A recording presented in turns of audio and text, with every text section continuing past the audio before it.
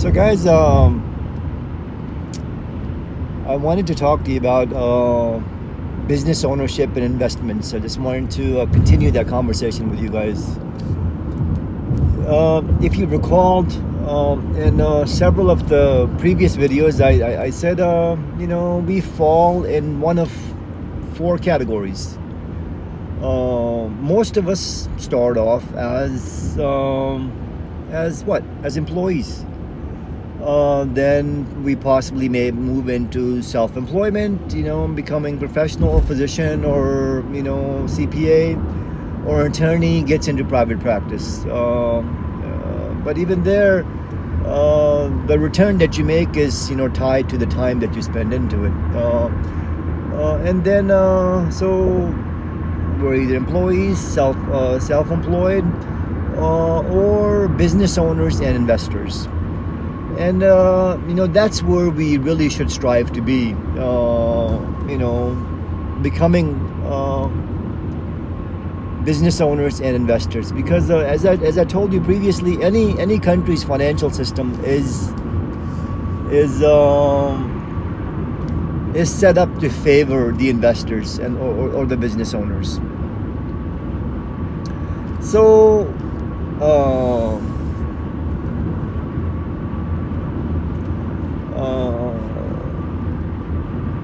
what I recommend for you guys is, first you put yourself in a position to getting a good education, choosing a profession where you could make reasonable earnings, and then living below your means for a number of years, and then investing your disposable income into the right vehicle, the right investment or business ownership.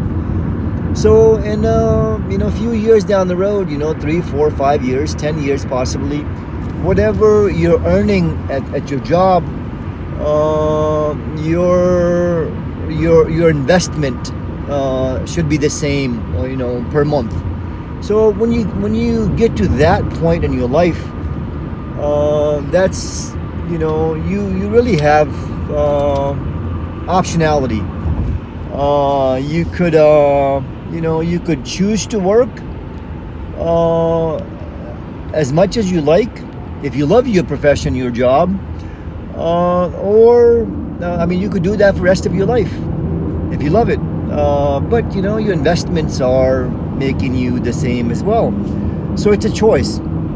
Or you could take some, reduce the number of hours you work, because your investment or your business ownership income takes care of, your expenses. And so optionality is what you want to try to create. So that's my advice to you guys. And then in terms of my own experience, what I shared with you guys, gosh, I think this is video number 85 or 86 that I'm making for you guys, as I document my journey of life for you. I talked about quite a few subjects, from mindset wise, success with self, relationship with others, etc., spirituality, and then my business experience as well. And this is what this video is a continuation of that part. So I shared with you guys my experience in the stock market, how I've done there, and then with the C-store gas stations, my experience with it, why I left it, and then now I wanted to talk to you guys about what I have been doing for the last several years,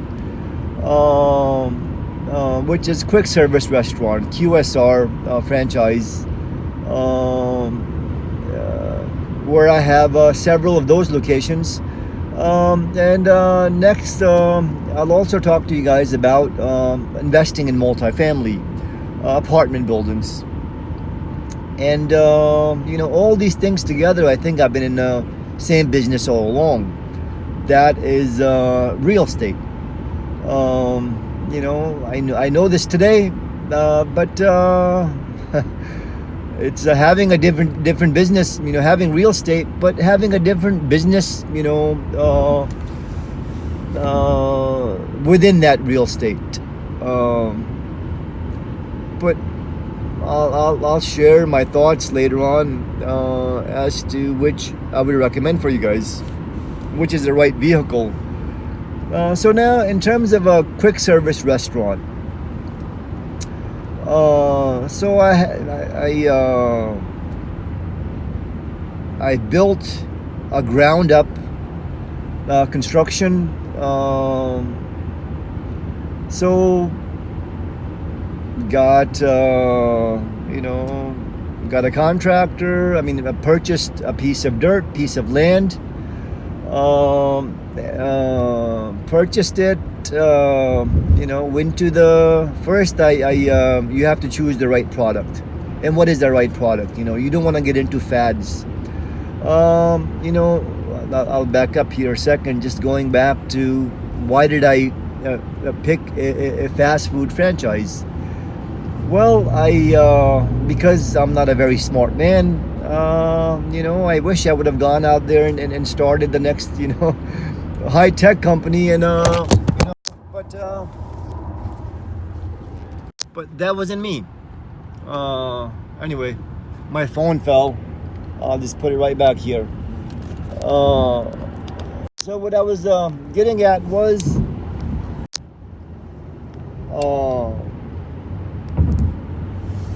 why did I pick food? Just like with the previous business that I talked to you guys about, I always looked for recession-proof type of a businesses. Whether there's a recession, economy is doing well or not so well, or the stock market is whether you're bearish, you're bullish, whether prices are on an upward trend, they're flat or they're down. I had to eat. I had to feed my family. So I always looked for recession-proof type of simple businesses. I'm a simple guy, so simple businesses. So I figured, just like the previous business I talked to you about, where people had to have their gas for their vehicles, and today you could argue, well, there's electric cars, but that's a separate conversation.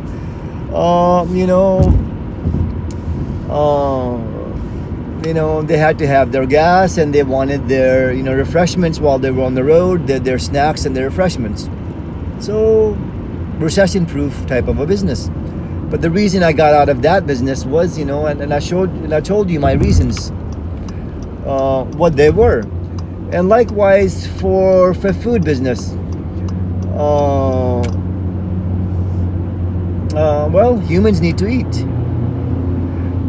Whether the economy's up, down, flat, we have to eat. No app, no technology can disrupt that. So again, simple to understand, and what you have to have there is make sure it's not a fad. It's not a fad. Pick the right product, the right franchise. I'm not a cook. I'm not a chef, so I had to choose.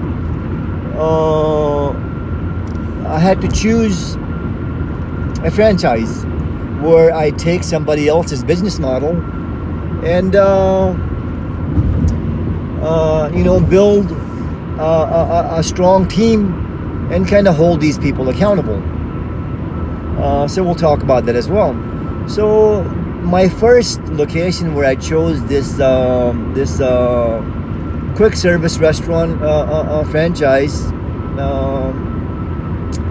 So I purchased. I built it from ground up. I purchased the land, the dirt.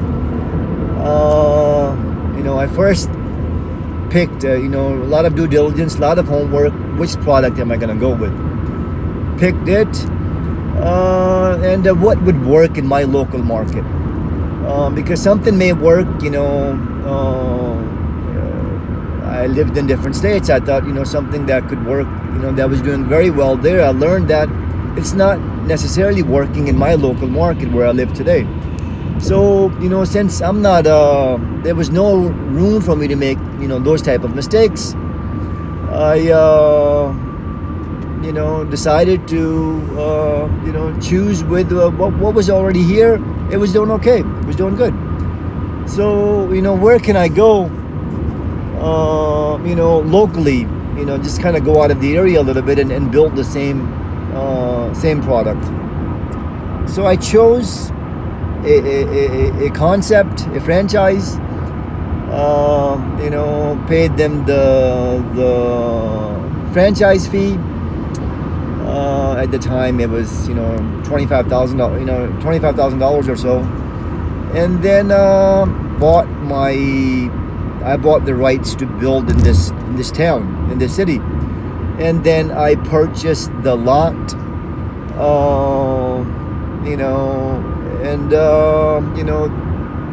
got connected with some engineers, some architects, engineer and architect, as well as a builder, and drew up the plans that, where we took franchisers' prototype that they wanted built, and said, hey, let's do this, let's draw this up, and kind of bid it out. What is it going to cost?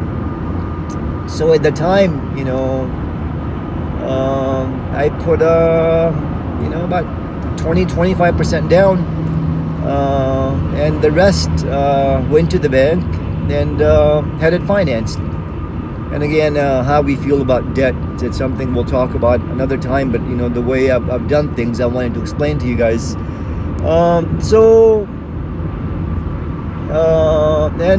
We began construction. 5-6 months to build or so. We opened up the first location, and in the meantime, I would rather have purchased an existing business, an existing location, because they pencil out much better. When you buy an existing business, you could look at, you could look at the numbers. You could crunch your numbers. You could like it or you could dislike it. Whereas, where I explained to you Ben Graham's approach, that value investor type of approach, how to properly value a business, whether it's you're buying a few shares in a publicly traded company, or in my case, a small business person buying a motel or C-store gas station or quick service restaurant franchise, or even investing in multifamily, investing in an apartment building. You got to understand how to value that property, that income producing property, that business. So what I'm getting at is I would rather have built a brand new one. I purchased an existing one, but there wasn't one available at the time. I was negotiating with an existing franchisee to buy a couple of his restaurants, but we were so far off from the price, things didn't work out. I negotiated with them for a couple of years, and that's something else that I'll share with you. When somebody says no today or gives you a price so high, well, you have to crunch your numbers and hold your ground. And be nice and, never burn any bridges, because just because somebody says, you can't strike a deal today, it doesn't mean that it can't happen. It can happen in 6 months, a year, or a couple of years from now. And this is what happened in this case, So since I couldn't purchase an existing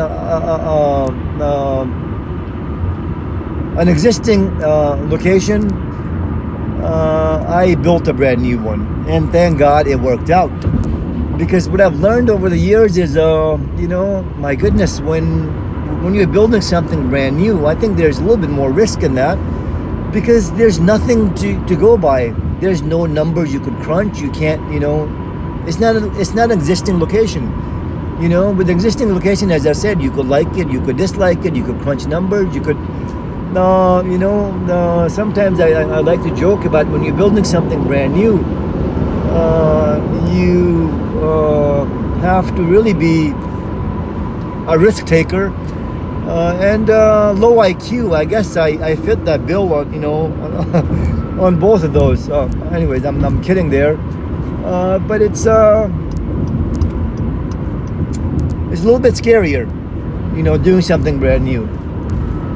And I locked up afterwards. I'm doing another restaurant today out of state with some partners, which we'll talk about later on. But after this first location, thank God it worked out. And then next year, I continued the conversation with the previous franchisee I told you about, where me and him were able to come to an agreement on both of his locations, so I purchased both of those. So now that I had 3 locations, return wise, business ownership, I explained why I left the previous business. Personal reasons as well as competitive reasons. Again, there's competition in anything. There's no free cheese out there. There's no easy money out there.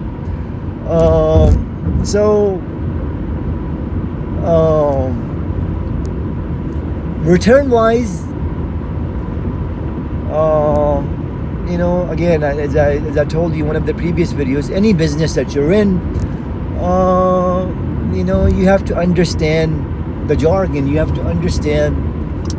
Each business, each different, business has its own, jargon, its own, you got to be able to speak the language, is what I'm saying. So in this quick service restaurant food business, once you have the right concept, good location, then, have the right team, you have to, every day, your sales should be there. And then you gotta watch. There's a lot of stuff out there, guys. But since I'm not a very bright guy, I like common denominators. I like, there are some people that out there that make things very complex. I'm a simple guy. I like simple things. So so in the food business, I've learned that so after the concept, provided you have a good concept, you have a good location, and then you want the sales to be there, and then food cost and labor is what you really have to watch. And then I've learned that again, a couple of more common denominators. Hey, what do I know? What do I need to control on a daily basis? On these fingertips. So after these things that I've talked about,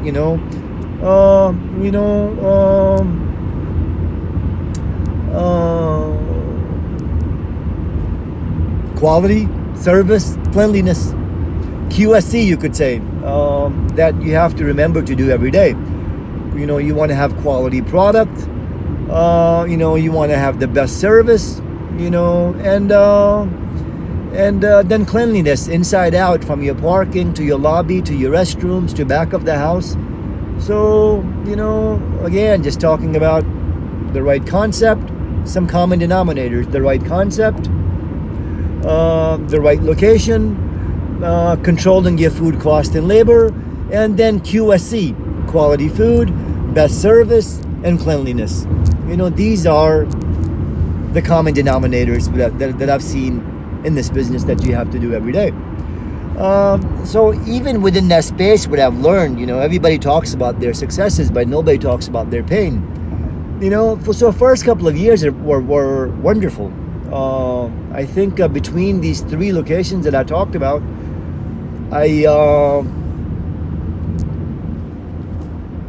I'll talk about in terms of numbers. I think we better understand numbers. So between these 3 locations, this was 6-7 years ago. the rate of return. I want to compare and contrast several different businesses that I've done. Pros and cons for me, and what a young professional who's doing other stuff, what's the right vehicle for them. I told you in the previous business, very, very hands-on. Well, this is also very management intensive, very hands-on. You either should be married to it yourself, or somebody a person who has skin in the game should be married to it. So rate of return. My next videos that I'll probably make is going to be on multifamily and apartment complex. Maybe it may not be fair to I'll talk about cap rate, for example, in that business, in multifamily. Whereas in this business, I think a better number may be EBITDA, earnings before income taxes, depreciation and amortization.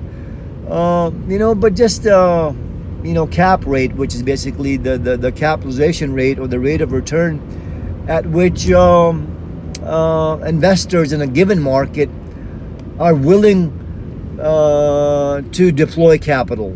And it changes. Today cap rates are really compressed throughout the country, and then likewise specifically here in DFW area. But again, we don't use cap rates for restaurants, but I'm kind of comparing multifamily and restaurants. So first 2 years with these locations that I had, my cap rate was I did 45%. First year, second year, which is it's phenomenal. I think I put down maybe 650, 700K in these 3 locations, and the rate of return when you make 45% of that, that's kind of tasty. I was very hands-on. And then I had couple of tough years as well, where I wasn't so hands-on and I had the wrong team. I'll go into that much more some other times, but I wanted to bring that to your attention.